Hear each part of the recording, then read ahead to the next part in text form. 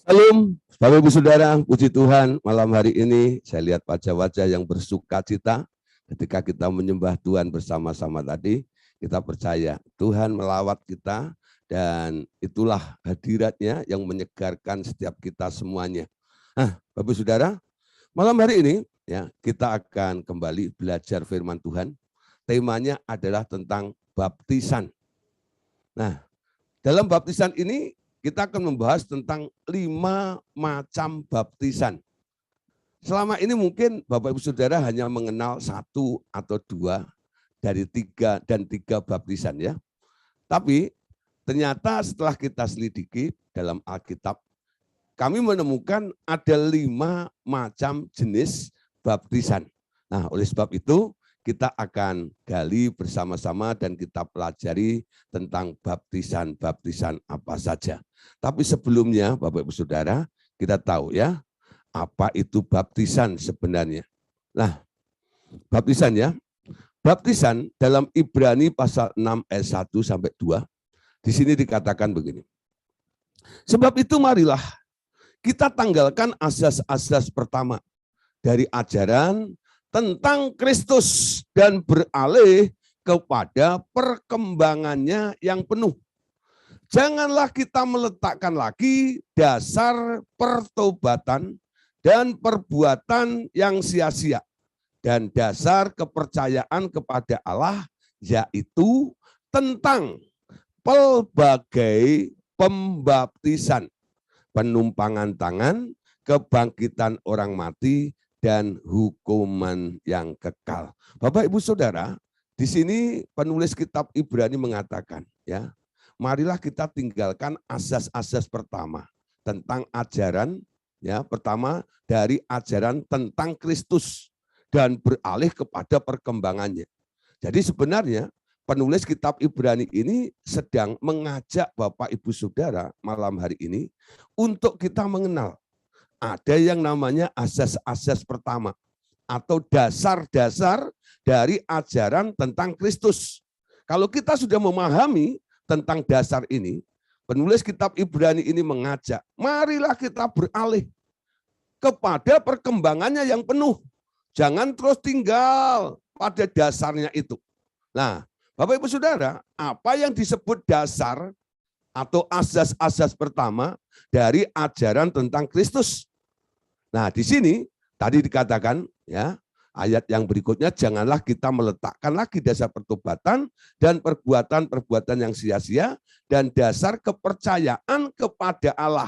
Di sini disebutkan, yaitu yang disebut asas-asas dasar atau pertama, yaitu ajaran tentang pelbagai pembaptisan, penumpangan tangan, kebangkitan orang mati, dan hukuman kekal. Sebenarnya ada 4 hal yang disebut asas dasar, yaitu pembaptisan, baptisan, penumpangan tangan, kebangkitan orang mati, dan hukuman yang kekal. Bapak Ibu Saudara, dari 4 hal dasar dalam pengenalan akan Kristus atau ajaran Kristus itu, salah satunya adalah tentang baptisan. Nah, penulis kitab Ibrani mengatakan bukan hanya 1 baptisan, tapi dikatakan pelbagai. Jadi lebih dari 1. Ya, lebih dari 1 namanya baptisan itu. Ada jenis-jenis baptisan itu. Nah, Bapak Saudara, kita melihat ya, jadi kita sekarang bisa menyimpulkan bahwa baptisan itu adalah salah satu ya dikategorikan sebagai termasuk salah satu asas pertama. Ajaran tentang berbagai macam pembaptisan termasuk salah satu asas-asas pertama dari ajaran tentang Kristus di dalam Alkitab kita. Sekarang kita mengenal ada 5 macam baptisan. Baptisan apa saja di sini? Nah, sekarang kita lihat ya, baptisan apa saja. Baptisan yang pertama adalah baptisan Yohanes. Ini yang dikenal dengan baptisan pertobatan. Yang kedua, baptisan atas dasar perintahnya Tuhan Yesus. Ini yang disebut baptisan kelahiran baru. Yang ketiga adalah baptisan Roh Kudus. Yang keempat adalah baptisan api dan baptisan penderitaan.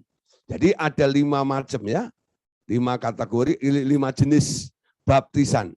Baptisan Yohanes, baptisan kelahiran baru, baptisan Roh Kudus, baptisan api, dan baptisan penderitaan.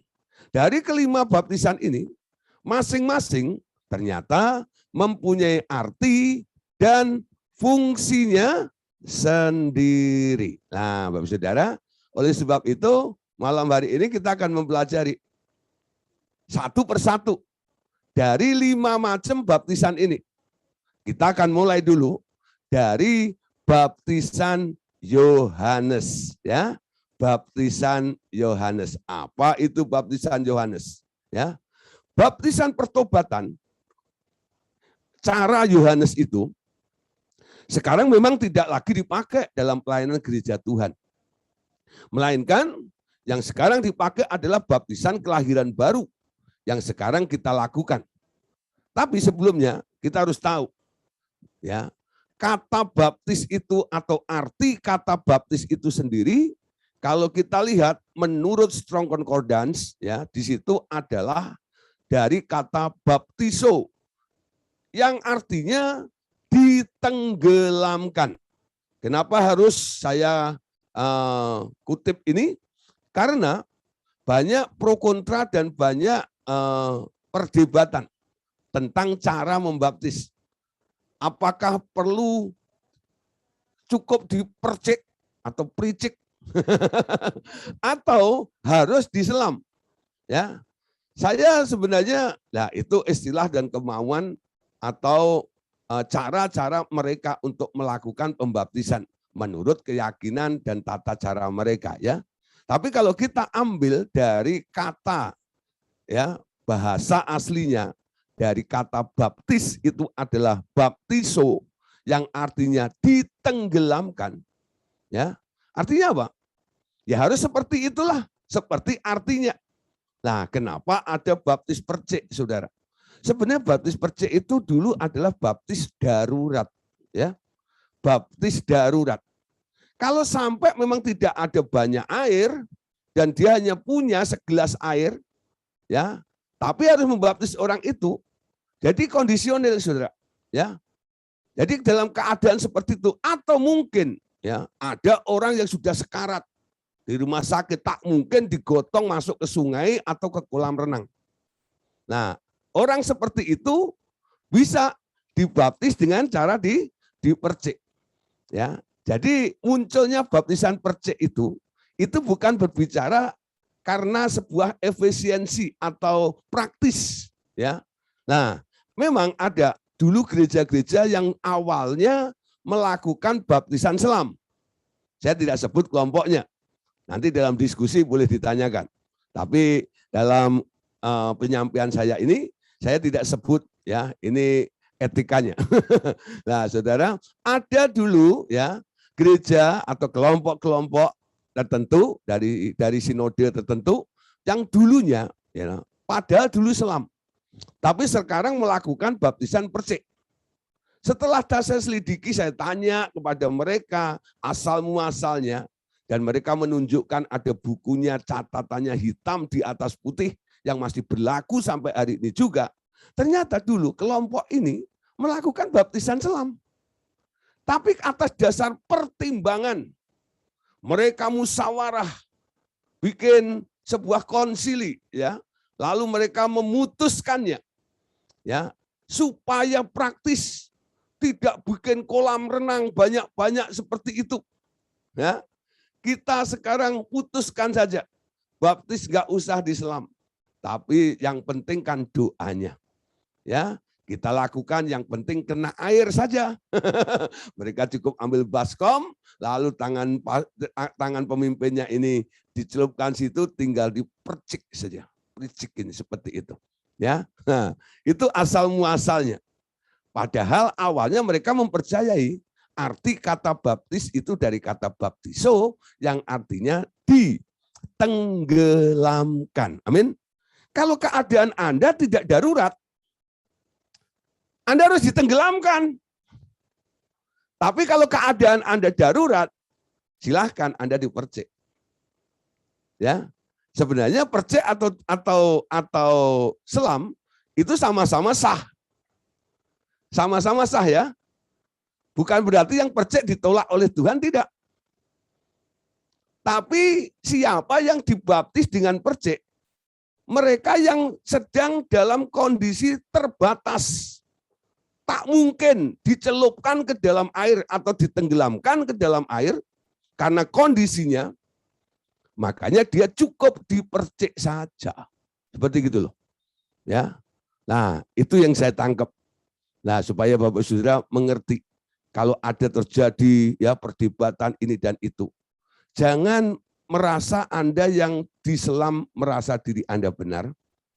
Lalu Anda mulai menyalahkan mereka yang dipercik. Gitu ya. Kita hanya debat seperti itu sebenarnya nggak menguntungkan sama sekali.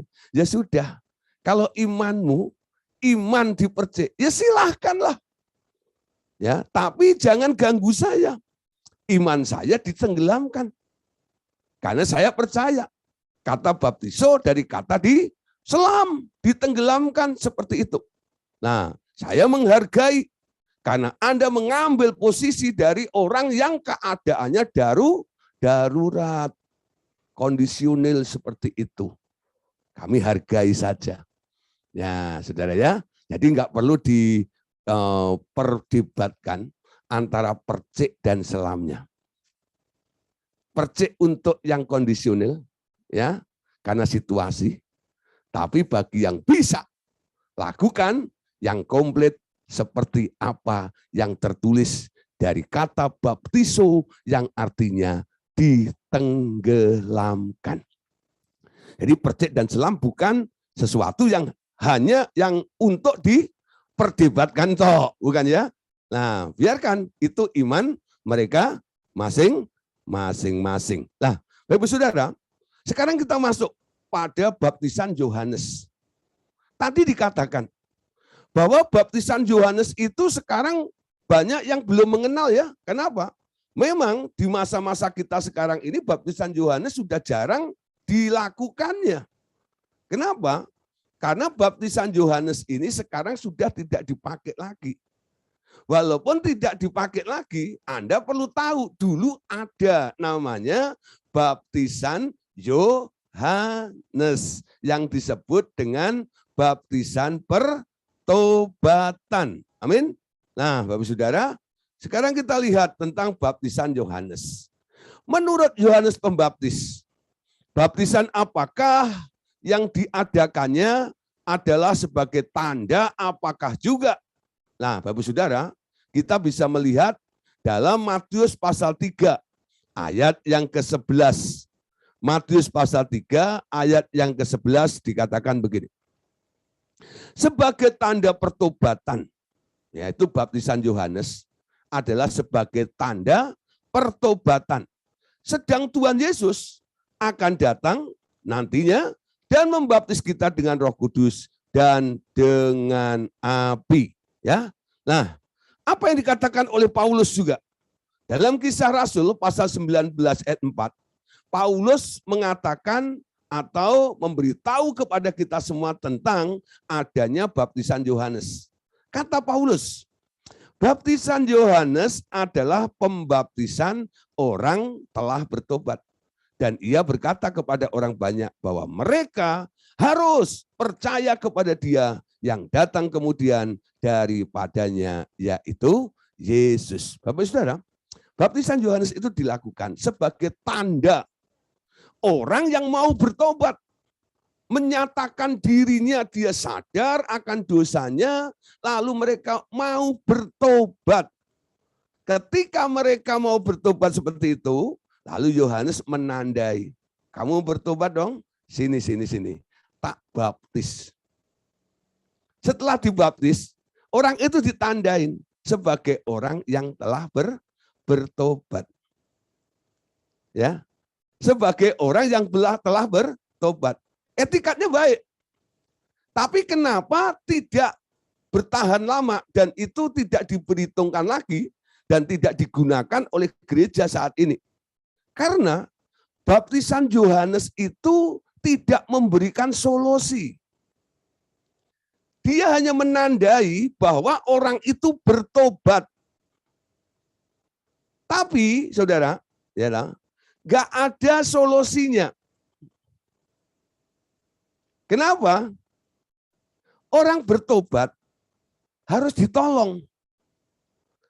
Kala itu penolongnya belum siap. Belum ada. Yesus belum mati di kayu salib. Belum ada yang namanya penebusan. Belum ada yang namanya pengampunan dosa. Betul nggak? Mereka masih ada di bawah yurisdiksi Taurat. Dosa itu hanya ditutup. Belum diampuni sepenuhnya. Ketika mereka bertobat, mereka hanya jadi orang yang baik aja. Dipandang orang, kamu sudah nggak jahat lagi. Ya, tapi secara roh, dia masih orang berdosa. Karena belum diampuni. Karena belum ditebus. Itu ya maksud saya. Jadi sebagai tanda orang bertobat dinyatakan. Sehingga khalayak umum melihat orang ini sudah nggak jahat lagi. Hanya dipandang mata oleh seseorang, dia menjadi orang yang sudah baik saja. Tapi secara roh, dia belum mengalami penebusan. Dia belum diampuni dosanya. Nah, sebenarnya masih salah.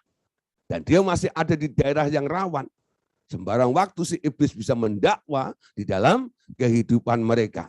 Nah, Bapak Saudara, gak heran ketika Yohanes itu melihat Tuhan Yesus.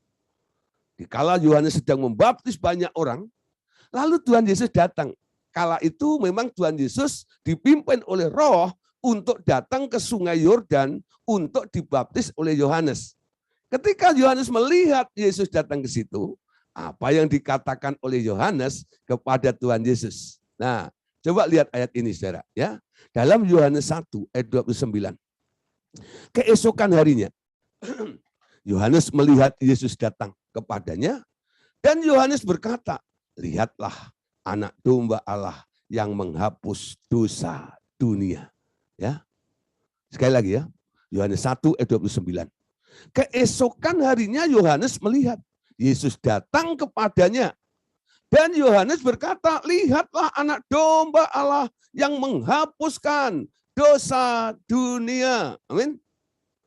Kala itu Yohanes lagi jadi selebritis loh. Semua orang datang kepada Yohanes. Yohanes punya murid-murid juga, pamornya lagi naik juga.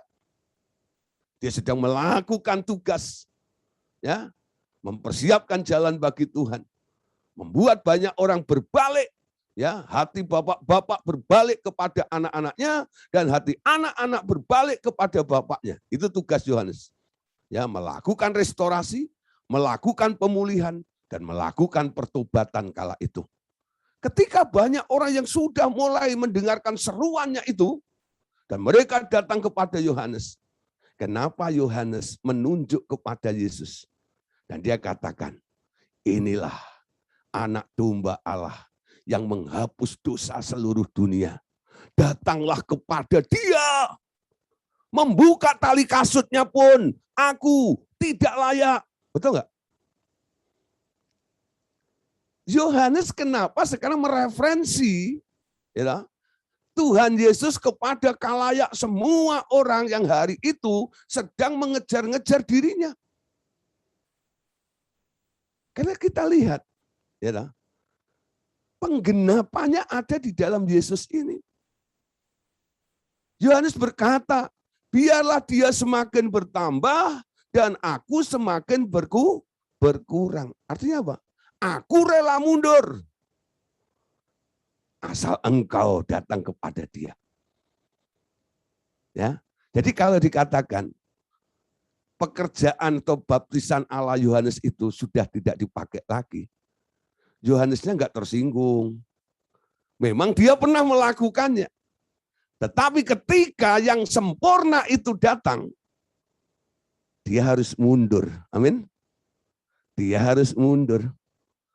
Dan semua sekarang diarahkannya kepada Tuhan Yesus. Amin. Nah sekarang Bapak Saudara, inilah pengertian makna ya dari baptisan Yohanes. Paling enggak Bapak Ibu Saudara mengetahuinya. Kalau ada orang tanya, paling enggak Bapak Ibu Saudara bisa menjawabnya. Apa itu baptisan Yohanes? Bagi yang sudah mengajar, ya biarlah pengertian ini boleh menambah lagi dan Anda bisa berbicara kepada murid-murid Anda semuanya tentang baptisan Yohanes itu. Kenapa dia harus mundur? Kenapa harus digantikan dengan baptisan yang berikutnya?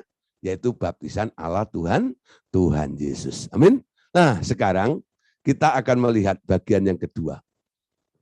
Tentang baptisan yang kedua. Yang disebut baptisan kelahiran kembali.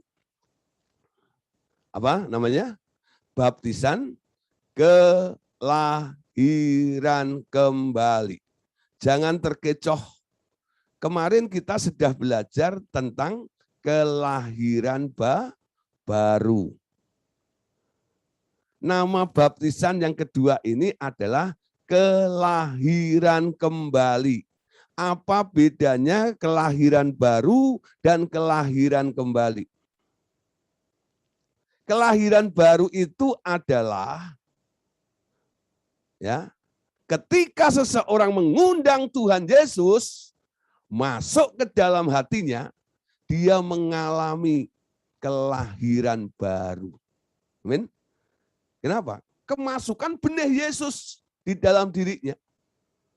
Dia mulai start dari situ, menjadi manusia baru di dalam Yesus itu. Yang lama sudah berlalu, sekarang yang baru itu sudah terbit.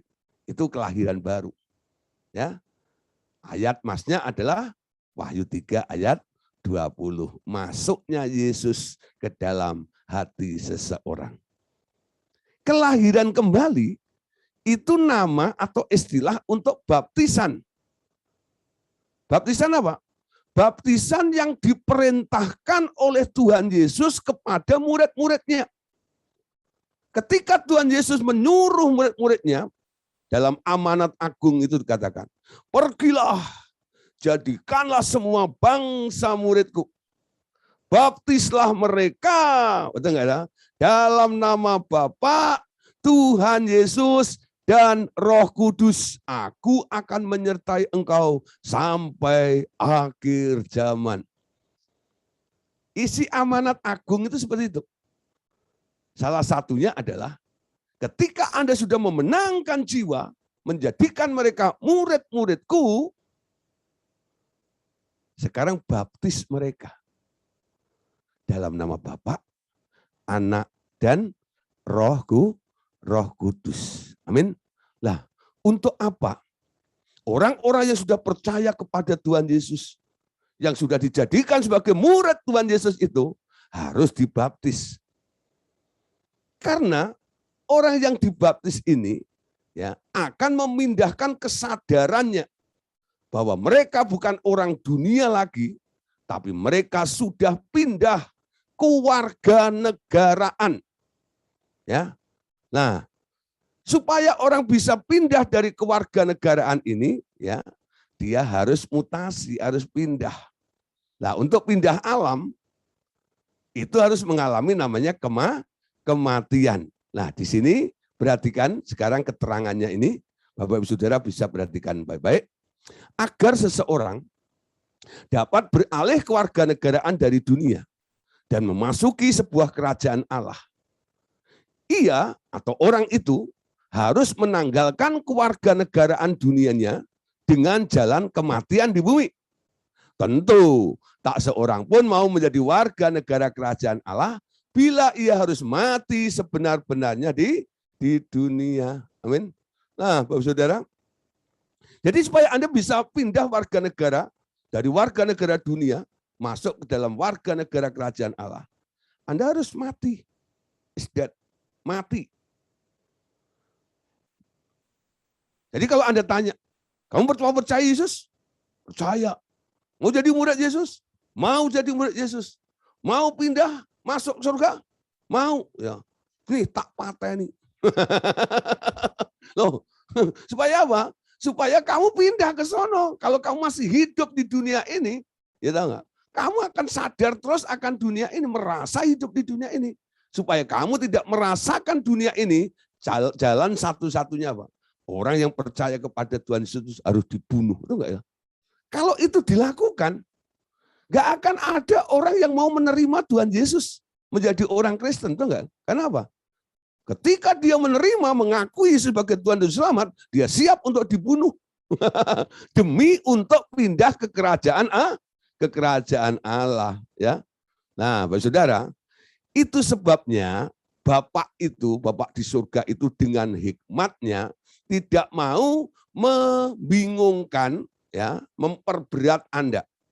Itu sebabnya Allah Bapa menugaskan Tuhan Yesus yang mati mewakili seluruh dunia ini, agar yang percaya kepadanya nantinya dihisapkan kepada kematiannya. Amin.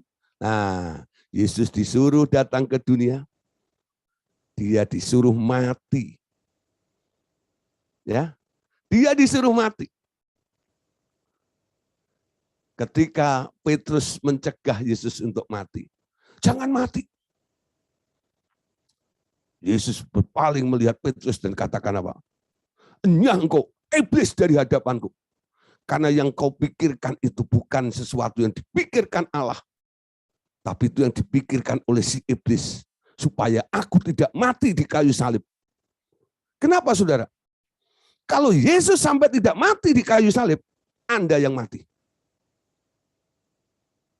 Ya, kalau Yesus sampai tidak mati di kayu salib, semua orang yang percaya kepadanya harus mati. Betul enggak? Oleh karena itu, karena dia sudah mati, mewakili kita semuanya, kita yang percaya kepadanya, sekarang kita dihisapkan pada kematian Kristus itu, dan disinilah ketika Anda percaya kepada Tuhan Yesus, Anda tidak dituntut untuk mati. Justru Allah mengatakan apa? Persembahkan tubuhmu, persembahkan hidupmu. Betul enggak? Bukan dipateni, bukan dibunuh. Untuk pindah kerajaan surga.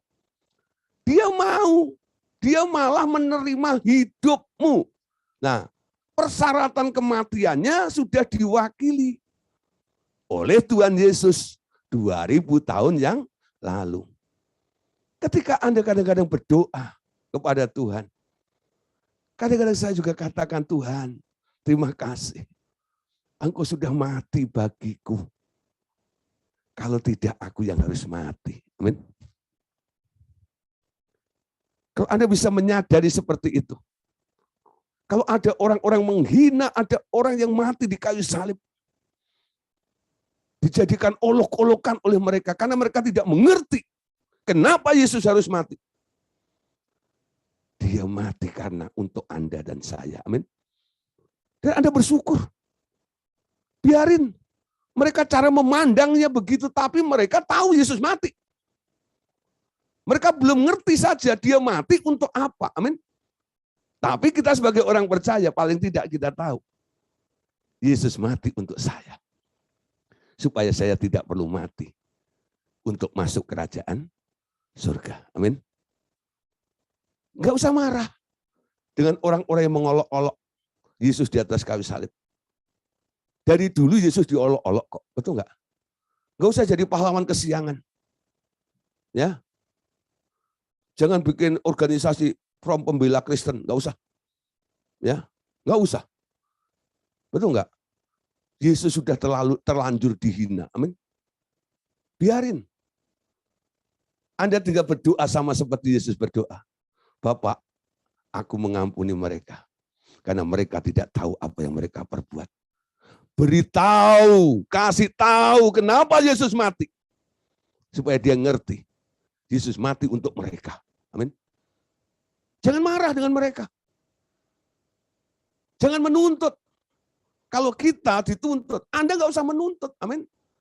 Nah, itu namanya extra mile. Betul nggak ya? Anda baru dapat khotbah extra mile. Ya, kenapa kita punya extra mile? Kita beda dengan mereka. Amin. Tuhan beri kelengkapannya sehingga Anda bisa, ya, Nah, untuk apa Yesus mati? Supaya Anda nggak mati. Kalau dia nggak mati, Anda yang mati. Amin. Bagi mereka yang belum tahu tujuan Yesus mati, Anda pelan-pelan tapi pasti beritahu mereka. Bagaimana seandainya Yesus tidak mati. Dia mati untuk kalian.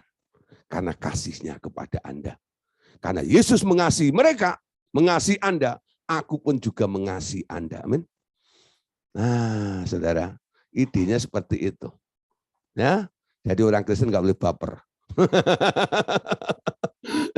Baper bawa koper, nggak usah. Ya. Mau kemana baper? Ya. Nah, amin. Kenapa Anda pada pendoa kadang-kadang dalam doanya nyinyir kadang-kadang gitu ya? Karena doa dengan marah, doa dengan emosi, doa harus dengan kasih. Anda berdoa dengan kasih, Anda mengasihi, kasihlah musuhmu, kasihlah orang-orang yang menganiaya kamu, betul nggak? Berdoalah bagi mereka, bukan diancam-ancam mereka. Berdoa supaya mereka diselamatkan. Amin. Caranya seperti itu. Nah, sekarang coba Titus pasal 3 ayat 5. Titus pasal 3 ayat yang kelima.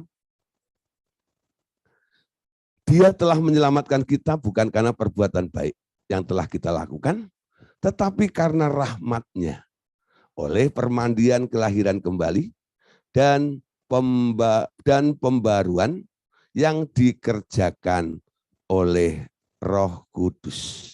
Ya, Titus mengatakan bahwa Dia menyelamatkan kita bukan karena perbuatan baik yang telah kita lakukan, tapi oleh karena anugerahnya, by grace, oleh permandian kelahiran kembali.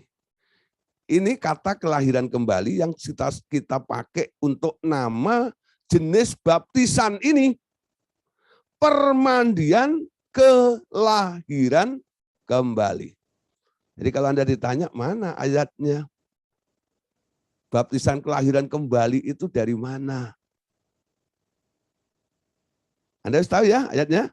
Titus 3 ayat 5. Bahwa kita diselamatkan bukan karena perbuatan baik. Jadi kalau ada yang tanya tentang masalah masuk surga, perkenanan Allah karena Anda berbuat baik, saya selalu bilang, perbuatan baikmu itu tidak ada nilainya sama sekali. Banyak orang kadang-kadang pikir, Pak, itu orang yang di luar Yesus ini jauh lebih baik daripada orang Kristen. Saya bilang, ya, mungkin dia boleh dibilang orang baik dan terhormat karena perbuatan baiknya. Tapi orang yang paling beruntung adalah orang yang ada di dalam Kristus. Betul enggak? Kalau tidak, Anda jadi orang Malang. Betul enggak ya? Padahal dari Surabaya semuanya. Betul enggak ya? Ya, Anda orang paling beruntung karena apa? Anda dalam Yesus dan Yesus telah mati bagi Anda semuanya. Anda diselamatkan bukan karena perbuatan baik Anda. Amin. Kalau Anda berbuat baik itu bukan karena Anda berusaha untuk diselamatkan, supaya diselamatkan. Perbuatan baik Anda itu adalah bukti kasihmu kepada Tuhan. Bukan usaha untuk diselamatkan. Jangan Anda berusaha untuk bisa selamat dengan berpikir aku mau jadi orang yang baik. Jalan satu-satunya dikatakan oleh anugerahnya dan oleh permandian kelahiran kembali. Kenapa disebut kelahiran kembali? Sekarang kita mulai ya. Ini ayat yang sering saya pakai untuk pengarahan kalau orang-orang mau dibaptis. Kemarin ada beberapa orang sudah telepon, Pak, kapan diadakan baptisan? Ya, saya bilang ini masih pandemi, ya, kolam renangnya tutup, ya sekarang diganti kolam renang sekarang jadi kolam ikan. Betul. Anda lihat di TV, saya lihat tuh ya, kolam-kolam renang sekarang dipakai jadi kolam ikan dulu. Supaya apa? Alasannya nggak muncul jentik-jentik dan rawatannya. Dipakai dulu untuk ternak ikan. Mau dibaptis di sama ikan dulu. Saya bilang nantilah ya, kalau semua sudah selesai, nggak ada PPKM, semua sudah aman dan kita bisa offline ya, onsite semuanya lah, oke. Apapun bisa kita lakukan lagi ya. Nah, Bapak Saudara, di sini sekarang kita lihat ya. Kenapa disebut baptisan kelahiran kembali? Dan Roma pasal 6 ayat 3 ya, dan 4, sebenarnya Anda boleh baca mulai dari ayat 1 ya sampai ayat yang ke-6. Tapi ini potongannya saja, nanti saya jelaskan. Roma 6 ayat 3 sampai 4. Bila seseorang dibaptis dalam Kristus, itu berarti ia dibaptis dalam kematiannya. Dengan demikian kita telah dikuburkan bersama-sama dengan dia oleh baptisan dalam kematian, supaya sama seperti Kristus telah dibangkitkan dari antara orang mati oleh kemuliaan Bapa, demikian juga kita akan hidup dalam hidup yang baru. Ya, nah Bapak Ibu Saudara, baptis itu sebenarnya memiliki pengertian ada 3 hal. Ya, yang pertama, orang yang mau dibaptis itu dia harus sudah siap. Siap apa? Kadang-kadang saya bilang, saudara, Anda tahu sebenarnya ketika Anda mau dibaptis, sebenarnya Anda itu mau dibunuh. Ya, dibunuh apanya? Dibunuh cita-citamu, dibunuh keinginanmu, dibunuh nafsumu, dibunuh hal-hal yang berbau duniawi itu. Makanya di briefing dulu, dijelaskan dulu. Kadang-kadang saya butuh 3 hari untuk mempersiapkan orang-orang yang mau saya baptis ini. Kenapa saudara? Kadang-kadang sudah saya menemukan ada orang-orang yang sakti, saudara, ya, atau nyawanya rangkap, ya. Jadi datang pada saya, Pak, boleh Pak ikut baptisan? Emang kenapa? Tanya begitu. Iya Pak, saya ini sudah 3 kali dibaptis Pak. Hah? Dan ini yang kali keempat Pak. Saya cuma geleng-geleng. Emang kenapa? Baptisan 1, 2, 3. Iya Pak, dibaptis 1, 2, 3 dan sebagainya. Tapi saya tetap nggak mengalami perubahan dalam hidup saya. Saya mau Pak, setelah mendengarkan arahan Bapak tadi itu, kayaknya saya perlu dibaptis yang keempat ini Pak. Ketika saya di Bali, saudara ya, saya selesai merintis gereja rumah doa segala bangsa waktu itu. Waktu itu anak saya yang gede baru 6 bulan saya bawa ke Bali. Ya, saya 1,5 bulan ada di sana. Lalu saya ajar buku 1 ini sampai selesai. Hari Minggu ada ibadahnya, tengah minggu ada, terus nanti seminggu 2 kali saya drill pemuridan ya buku 1 ini sampai selesai. Ketika saya mau pulang, nah salah satu orang yang kami angkat untuk menjadi koordinatornya di sana, lalu bilang gini, namanya Pak Nyoman, Pak Gideon, sebelum Bapak pulang, gimana kalau kita mengadakan baptisan? Wah, aduh, kenapa begitu? Iya, setelah belajar buku 1 ini, kayaknya banyak yang kasak kusuk di belakang, dia pengen dibaptis. Ya sudah, atur saja. Ya, lah, akhirnya pertama-tama yang daftar cuma sekitar 17-an orang. Ya, terus hari kedua nambah sudah. Ya, ternyata setelah pulang itu dia cerita kepada saudaranya, dia jelaskan kepada orang itu, dia datang lagi lalu ikut pengarahan itu. Sampai akhirnya dari 17 orang itu sampai akhirnya jadi 58 orang yang dibaptis. 58 orang. Nah, terus akan dicari tempat. Ya, di Nusa Dua. Kita baptis di sana. Wah, kebetulan ada teman-teman dari Jakarta yang datang, kami punya tim. Ada Gideon Manuah itu ya, sekarang di Aussie. Nah, dia datang juga. Tante Franslin sekeluarga, terus Dokter Ria datang, datang ke sekretariat semua. Saya punya tim akhirnya. Lalu datanglah kita mulai baptis mereka di Nusa Dua itu. Wah, biasanya kita lihat bule di laut ya. Hari itu bule melihat saya di laut, saudara. Ya, keren ya. Nah. Ada apa ini? Lalu teman saya bilang, baptism. Wah gitu, bule pada melototin, ada apa ini? Nah, mereka pakai baju putih-putih masuk ke laut semuanya gitu ya. Nah, saya baptis mereka satu persatu. Ya. Nah, saudara, ada satu orang ya yang dia bilang gini, Pak, kiranya Tuhan mengampuni saya. Sampai dia itu ngomong begitu. Emang kenapa? Saya bilang, gini Pak, saya ini sudah dibaptis 7 kali. Kira-kira boleh nggak Pak ikut baptisan sekali lagi ini? Karena hati saya merasa Pak perlu sekali. Dan saya terdorong untuk mau dibaptis, boleh dibaptis. Gitu ya. Nah, saya bilang, sudah 7 kali. Lalu saya bilang, Pak selamat Bapak orang sakti. Saya bilang, gitu. Kok bisa Pak? Iya, dibunuh 7 kali nggak mati. Gitu. Jadi Bapak itu nyawanya rangkap. Saya bilang gitu ya. Itu orang sakti. Saudara. Banyak orang sakti bukan? Di sini nggak ada. Semua sudah mati. Amin. Yang masih hidup zombie namanya. Banyak orang Kristen jadi zombie. Betul nggak? Mati tapi jalan.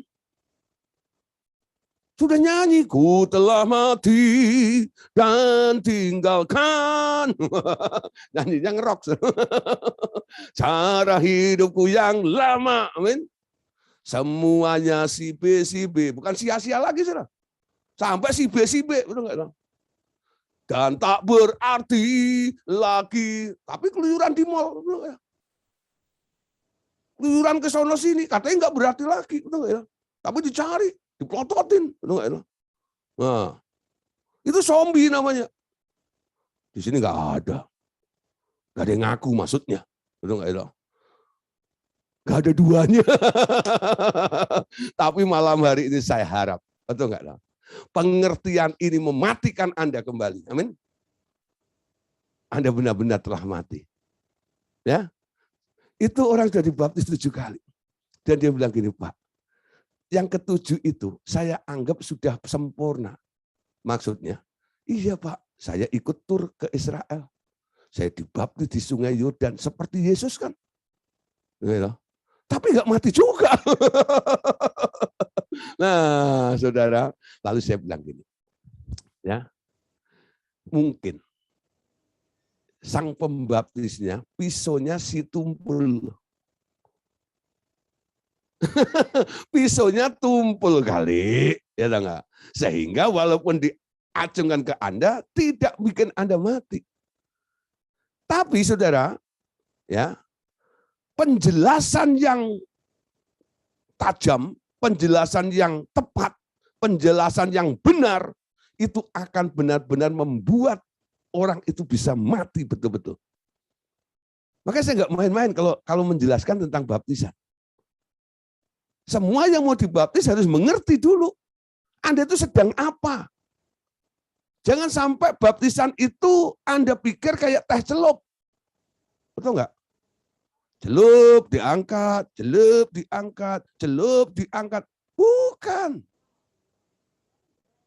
Orang yang dibaptis harus mengerti. Saya tidak akan membaptis bayi. Saya selalu bilang, yang boleh dibaptis yang usianya di atas 12 tahun. Karena umur segitu sudah bisa di briefing. Sudah bisa diarahkan. Saya tidak setuju baptis anak. Anak-anak diserahkan kepada Tuhan. Amin. Bukan dibaptis. Baptisan anak nggak ada. Karena baptisan itu adalah sebuah komitmen.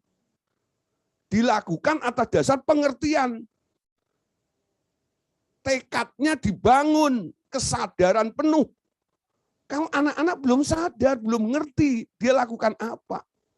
Makanya anak-anak itu diserahkan kepada Tuhan. Imannya di cover sama orang tuanya. Sampai dia akil balik. Ketika dia sudah berusia 12 tahun, dia boleh mengambil keputusan. Ya. Jadi yang belum 12 tahun saya nggak baptis. Ya, jangan bermain. Ada gereja-gereja, ya enggak ada, yang tak perlu ada briefing, nggak perlu ada pengarahan. Yang penting kalian datang. Nggak heran, saudara. Sekali baptis ribuan orang. Saya tanya kepada beberapa orang, terus pengarahnya kapan? Oh, nggak ada, Pak. Pokoknya daftar aja. Nanti kamu akan dapat mujizat kalau dibaptis itu. Jadi dibaptis hanya cari mujizat. Nah, cilaka sekali, betul nggak? Baptisan kelahiran kembali ini harus dilakukan dengan tepat. Harus diarahkan. Harus dijelaskan. Kalau tidak dijelaskan, saudara, nanti hanya menciptakan zombie-zombie. Orang yang sudah dibunuh, sudah dibaptis, tapi masih hidup dagingnya. Zombie namanya, ya. Nah, Bapak Saudara, tadi dikatakan ya, orang dibaptis itu dibaptis dalam kematiannya. Saya katakan kepada orang-orang yang selalu yang akan saya baptis, nanti perhatikan ya, ingat baik-baik. Ketika kalian nanti sudah masuk ke dalam air, dan ketika saya bilang, aku baptis engkau dengan otoritas daripada Allah Bapa, Tuhan Yesus, dan Roh Kudus, sekarang aku baptis engkau. Ketika kamu dengar saya bilang aku baptis, ya, Anda mulai bayangkan saya bawa pistol atau bawa golok dan tembak Anda. Kalau Anda bayangkan saya bawa golok, gorok Anda. Jadi sebenarnya kata baptis itu, ya, kalau boleh diganti, aku bunuh engkau. Ya, yang paling pantas baptis itu orang Batak. Aku bunuh kau. Aku bunuh kau. Suaranya kan mantap itu. Aku bunuh kau. Benar nggak ya? Nah, ketika dikatakan aku baptis itu, Anda merasakan dibunuh dan Anda harus mulai merasa mati. Kalau Anda masih merasa hidup, keinginanmu masih bergejolak, ya, Anda jangan mau dikuburkan dulu. Pak, belum mati. Ya. Nanti akan saya ulang lagi. Sekali lagi. Aku baptis engkau. Itu enggak? Jadi ngomong aku baptis itu enggak ada larangannya mau Anda ngomong sekali, 2 kali atau 3 kali, betul enggak ya? Yang penting Anda harus sepakat. Anda melakukan dengan orang itu dan orang itu ngerti. Dan dia mengalami apa yang sedang Anda lakukannya. Ketika Anda katakan aku baptis atau aku bunuh engkau, dia merasa sudah mati. Gitu loh. Nah, ya, kadang-kadang sebelum saya baptis, udah masuk di air nih, saya tanya dulu, sudah siap mati? Sudah, Pak. Ada orang ya, dia sudah saya briefing, udah saya begini, terus terakhir saya mau baptis itu saya bilang, udah siap mati? Sudah. Ya, ketika saya berdoa, baru saya mau ngomong gini, dibisikin saya, Pak. Pak, ya, semoga Pak, itu, habis dibaptis Pak, itu, bisnis saya lancar Pak. Saya tuh sampai, aduh, mau pingsan di kolam. Ini orang dalam hati saya. Kenapa? Ya memang dia dulu bergereja di satu gereja yang baptis orang untuk mengejar mujizat itu loh. Jadi dipikir kalau dibaptis nanti ada mujizat yang luar biasa. Harapannya seperti itu. Sebenarnya orang dibaptis itu tekadnya mati. Amin.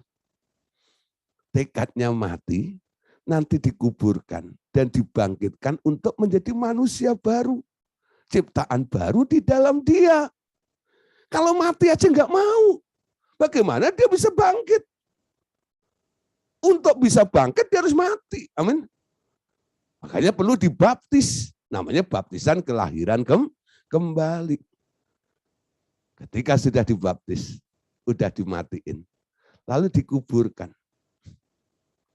Ketika dikuburkan atau ditenggelamkan itu, kami tidak menguburkan Anda lama-lama. Paling banter setengah menit. Betul nggak ya?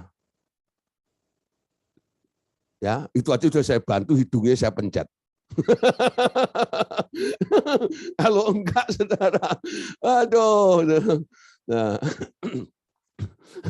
jadi saya tenggelamkan, gitu. Nah, dalam waktu yang cuma setengah menit itu, Anda harus segera secepat mungkin.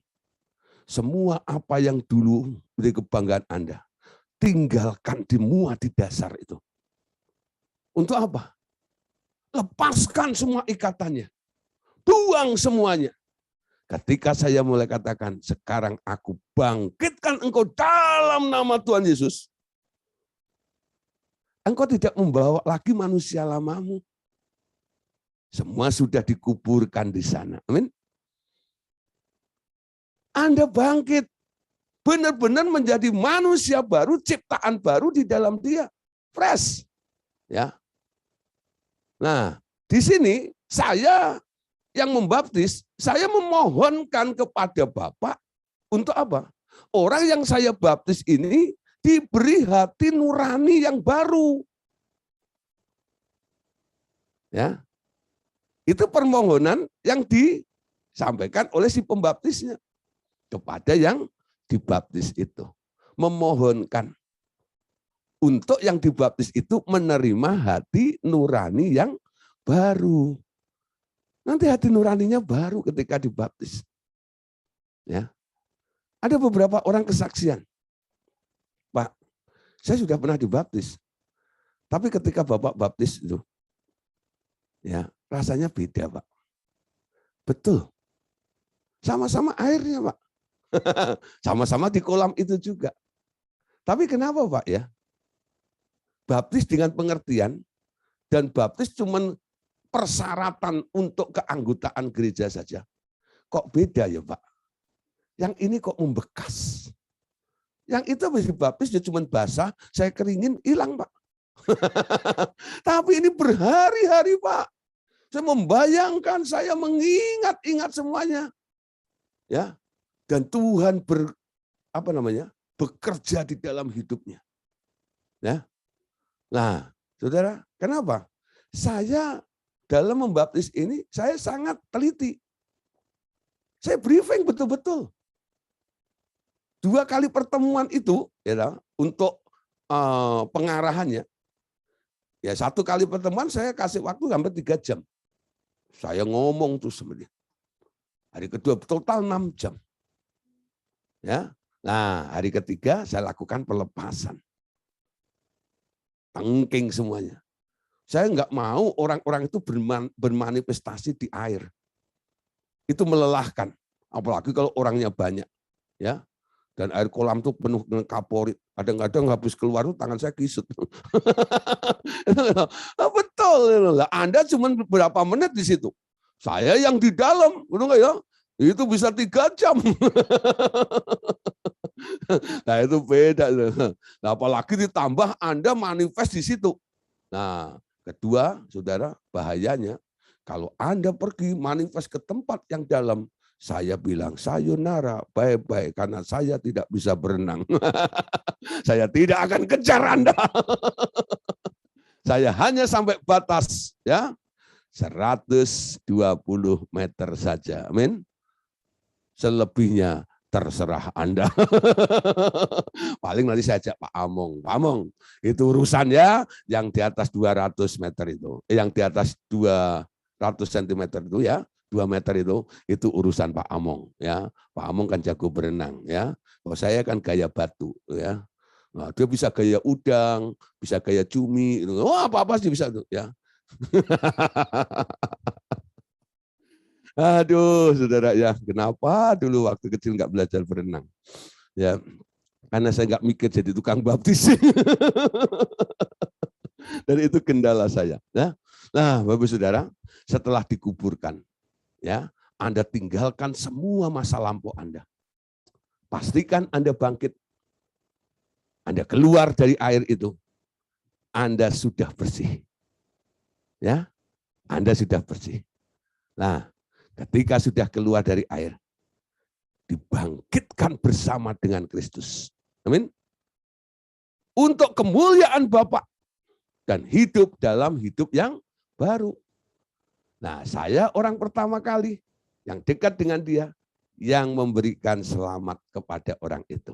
Selamat, kamu adalah manusia baru, ciptaan baru, warga negara kerajaan surga. Lalu dia suruh naik ke atas. Nanti semua yang di atas pada kasih salaman. Selamat mereka. Selamat, selamat, selamat, selamat. Ya. Ada yang nyanyi haleluya. Ya. Ku mau nyanyi tentang dia, haleluya. Sekarang ku adalah ciptaan baru. Wah ya. Nah, mereka nyanyi bagi ciptaan baru. Sukacitanya luar biasa. Surga bersukacita, di bumi juga bersukacita. Kenapa? Orang yang diselamatkan itu. Nah, Bapak Ibu Saudara, ya, untuk apa Anda dibaptis? Katanya untuk diselamatkan, bukan? Lalu apa bedanya mengundang Tuhan Yesus? Alkitab mengatakan dengan hati orang percaya dibenarkan dan dengan mulut orang mengaku diselamatkan. Di situ nggak ada kata baptisnya, Pak. Lalu dibaptis ini diselamatkan dalam hal apa? Nah, sekarang kita lihat ya. Kenapa Anda dibaptis? Sebenarnya untuk Anda selamat karena Anda percaya kepada Yesus. Anda mengakui. Cukup nggak dibaptis. Tapi kenapa harus dibaptis? Dan itu perintah yang diajarkan oleh Tuhan Yesus kepada murid-muridnya dalam amanat agung tersebut. Mari kita lihat dalam 1 Petrus pasal 3. Ya. 1 Petrus pasal yang ketiga, ayat 20 sampai ayat yang ke-21. Mari kita baca sama-sama ya. Kepada yang dahulu tidak taat ketika satu kali kesabaran Allah menanti pada zaman Nuh. Dengan dipersiapkan sebuah bahtera yang kedalamnya hanya sedikit, yaitu 8 jiwa yang telah diselamatkan dari air. Dan sekarang baptisan yang menyelamatkan kita bukanlah sesuatu yang menunjuk pada pembersihan kotoran jasmani, melainkan jawaban dari hati nurani yang baik. Ya, atau permohonan hati nurani yang baik terhadap Allah melalui kebangkitan Yesus Kristus. Ya. Nah, Bapak Saudara, kalau saya bicara tentang 1 Petrus 3, hari ini saya tidak bicara tentang dunia orang mati ya. Nah, tapi kita lihat di sini. Pada waktu zaman Nuh itu, ya, Allah menghukum dunia, bukan? Sehingga semua makhluk mati semuanya.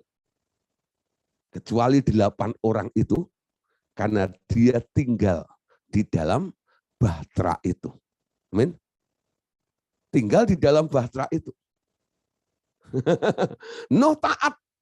Dia bikin bahtera dari kayu gofir. Ya. Panjangnya, lebarnya menurut ukuran yang ditentukan oleh Allah. Lalu Allah menyuruh masuk Nuh dan keluarganya. Dan Allah menutup pintunya. Lalu turunkan hujan lebat sampai air itu sampai di atas gunung. Gunung paling tinggi di dunia pun tenggelam semuanya. Jadi nggak ada yang hidup.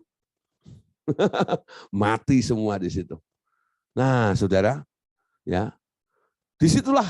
Ya, sekarang kita bisa mengambil sebuah gambaran. Sebenarnya air bah itu Allah membaptis dunia ini. Itu baptisan sebenarnya. Baptisan massal. Baptisan massal kala itu. Sekarang muncul pertanyaan, apa persamaannya? Ya, baptisan yang dilakukan oleh Allah pada zaman Nuh dan baptisan yang kita lakukan ketika kita melakukan baptisan selam atau baptisan kelahiran kembali. Nah, sekarang muncul pertanyaan begini. Dulu, ya, zaman dahulu, Nuh itu diselamatkan Allah dengan membaptis seluruh dunia, ya. Dari bahaya apakah? Keluarga Nuh itu telah diselamatkan. Ya. Nah, muncul pertanyaan, ketika Allah membaptis dunia ini, Nuh itu diselamatkan oleh apa? Nuh itu diselamatkan oleh apa? Saya tanya kepada banyak orang. Rata-rata jawabannya adalah Nuh itu diselamatkan oleh bahtera. Ya. Nuh itu diselamatkan oleh bahtera. Ya. Tapi saudara, kita melihat, ya, Alkitab mengatakan bahwa Nuh itu bukan diselamatkan oleh bahtera, tapi diselamatkan oleh air bah itu. Itu yang disebut baptisan. Baptisan air itu menyelamatkan. Nah, dari sini sekarang kita mulai bisa menangkap dan mulai mengerti. Kenapa kita yang sudah percaya kepada Tuhan Yesus, yang harusnya dengan hati orang percaya dibenarkan, dengan mulut orang mengaku diselamatkan, kenapa harus dibaptis untuk diselamatkan lagi? Kenapa? Ya, nah, kenapa harus begitu? Kenapa nggak cukup percaya sama Yesus toh? Kenapa harus dibaptis lagi? Nah, yang kedua, ini selamat dari apa sebenarnya? Nah, muncul pertanyaan. Nuh itu, ya, dibaptis, dunia ini dibaptis, Nuh diselamatkan dari bahaya oleh air bah, dari bahaya apa? Dari bahaya ketularan dosa. Ya, dari bahaya kontaminasi. Ya, kontaminasi. Dunianya sudah jahat. Tuhan tuh berpikir gini loh. Seandainya ada satu kotak apel, ya, isinya 100. Lalu ada satu yang masih baik, terus yang lainnya busuk semuanya. Kalau apel yang masih baik itu tidak Anda angkat, tidak Anda pisahkan, apel yang baik itu akan jadi busuk, bukan? Kenapa Anda nggak berpikir begini? Kenapa yang baik ini tidak bisa mengubah yang busuk? Benar nggak? Nah, Allah melihat juga begitu. Memang Nuh itu didapati dia orang benar, orang setia, orang saleh, betul nggak? Nggak cacat dalam hidupnya. Tapi dia dikelilingi dengan orang jahat begitu. Bagaimana cara Allah menyelamatkan orang benar ini? Diturunkannya air bah. Jadi air bah itu yang memisahkan Nuh dengan orang-orang jahat. Baptisannya itu air bah ini loh. Begitu juga sekarang saudara, ya. Ketika Anda dibaptis, Anda juga diselamatkan, ya. Kalau Anda sekarang dibaptiskan menurut kiasan dari baptisan dunia pada zaman Nuh, itu Anda diselamatkan oleh apa? Ya, oleh apa? Oleh kebangkitan Yesus Kristus. Amin. Nah, dari bahaya apa? Dari bahaya kenajisan jasmani. Jadi baptisan kelahiran kembali itu bukan urusan masuk surga. Bukan, ya? Orang yang sudah percaya kepada Tuhan Yesus, supaya tetap hidup kudus, supaya tetap setia, supaya tetap, ya, sesuai dengan rancangan Allah, dia harus dibaptis kelahiran kembali supaya punya hati nurani yang baru, menjadi manusia baru, ciptaan baru di dalam Allah. Nanti tabiatnya akan baru juga. Jadi baptis selam ini bukan persyaratan Anda masuk surga, bukan. Sebenarnya. Ya, paham ya? Anda masuk surga karena Anda percaya kepada Tuhan Yesus. Amin. Nah, sekarang saudara. Tapi ada ayat nih. Matius pasal 16. Ayat 15 sampai 16. Menurut Anda, apa syarat agar seseorang dapat diselamatkan? Markus 16, 15 sampai 16. Dan ia berkata kepada mereka, pergilah ke seluruh dunia dan beritakanlah Injil kepada semua ciptaan atau segala makhluk. Siapa yang sudah percaya dan sudah dibaptis akan diselamatkan. Tetapi siapa yang tidak percaya akan dihukum. Ya, nah, saudara, sekarang lihat di sini. Pak, tapi ayat 16 ini katakan, siapa yang sudah percaya dan sudah dibaptis. Artinya ada dua dong persyaratannya. Tidak cukup hanya percaya, Pak. Harus dibaptis, baru akan diselamatkan. Kalau tidak, akan dihukum. Nah, bingung ya sekarang? Bagaimana dengan orang yang nggak dibaptis? Padahal dia sudah percaya kepada Tuhan Yesus. Apakah dia tidak selamat? Bagaimana? Nah, sekarang ada kasus di dalam Alkitab. Mungkin ini menjadi pijakan kita supaya kita punya pandangannya.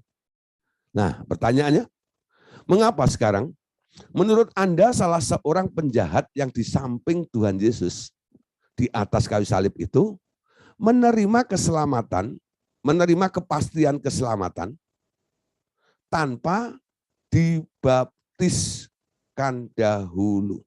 Ya, ayatnya ini. Lukas 23:43, kata Yesus kepadanya, aku berkata kepadamu sesungguhnya hari ini juga engkau akan ada bersama-sama dengan aku di dalam Firdaus. Yesus memberikan kepastian kepada penjahat, ya, salah satu dari penjahat itu. Yang sebelah kiri atau sebelah kanan? Ada yang jawab kiri, ada yang jawab kanan. Ini nggak bisa dong Anda bilang kiri atau kanan. Itu cuma satu, betul nggak itu? Nah, Alkitab nggak pernah nunjuk kiri kanan, saudara. Betul nggak itu? Penjahat yang sadar. Betul nggak ya? Yang nggak sadar ngolok-ngolok Yesus terus. Yang sadar dia membela Yesus. Lalu dia berkata, Tuhan, kalau engkau mati, ya, aku bersama denganmu. Yesus bilang, aku berkata kepadamu sesungguhnya, hari ini juga engkau akan berada bersama-sama dengan aku di dalam Firdaus. Pertanyaannya saudara, ya, apakah penjahat itu sudah dibaptis? Apakah penjahat itu sudah dibaptis? Apakah dia diturunkan dulu, lalu dibawa ke sungai Yordan, lalu dibaptis dulu begitu untuk masuk, ya, ke dalam Firdaus itu? Tidak. Dia tak pernah dibaptis. Tapi dia hanya percaya kepada Tuhan Yesus. Kenapa orang tidak dibaptis tapi percaya kok dapat jaminan? Sementara kita harus dibaptis. Ya, kenapa? Kalau Anda mau jadi seperti penjahat itu, ya silahkan, Anda nggak perlu dibaptis. Bukan berarti Anda jahat dulu, bukan. Ya, maksudnya gini, peristiwanya. Habis Anda percaya, Anda mati. Anda nggak usah dibaptis. Ya, biasanya itu saya lakukan. Ya, kalau saya diundang untuk ke rumah sakit di ICU, kadang-kadang ada keluarganya mengundang saya, lalu saya ketemu dengan yang sakit itu. Detik-detik last minute, ya, dia mau meninggal. Saya tawarkan Yesus kepada mereka. Mungkin dia dari aliran kepercayaan yang lain. Lalu saya bimbing untuk mengundang Yesus masuk ke dalam hatinya. Saya suruh percaya kepada Yesus. Setelah selesai, saya pulang dapat kabar meninggal. Terus saya melawat ke rumah duka. Saya bilang sama keluarganya, nggak peduli dia dipakai upacara apa, ya karena jadi rebutan biasanya seperti gitu ya. Ya terserah, ya Pak. Tapi gimana Pak? Kok masih pakai upacara Allah itu? Itu cuman kulitnya menurut saya. Yang penting dia sudah bersama Yesus. Kok bisa Pak jaminannya? Sebelum dia meninggal, dia percaya kepada Yesus. Tapi kan belum dibaptis Pak. Kalau sudah percaya dan langsung mati, nggak perlu dibaptis. Tapi bagi orang yang percaya kepada Yesus, tapi masih hidup, Anda harus dibaptis. Kenapa? Supaya Anda tidak terkontaminasi dengan kejahatan dunia ini. Jadi menyelamatkan apa? Yang kedua baptisan ini. Menyelamatkan dari kejahatan dunia. Nah, itu baptisan kelahiran kembali. Amin. Bapak Ibu Saudara, ya, puji Tuhan, ya. Malam hari ini kita sudah bahas 2 bagian tentang dari 5 macam baptisan. Besok kita akan lanjutkan tentang baptisan Roh Kudus. Wah, dengan baptisan Roh Kudus, hore, wale, hura, maralama. Geleng. Oh, senang sekali kalau ngomong baptisan Roh Kudus, ya. Nah, besok kita akan membahas tentang baptisan Roh Kudus. Oke, puji Tuhan, terima kasih atas perhatiannya malam hari ini. Tuhan Yesus memberkati. Amin.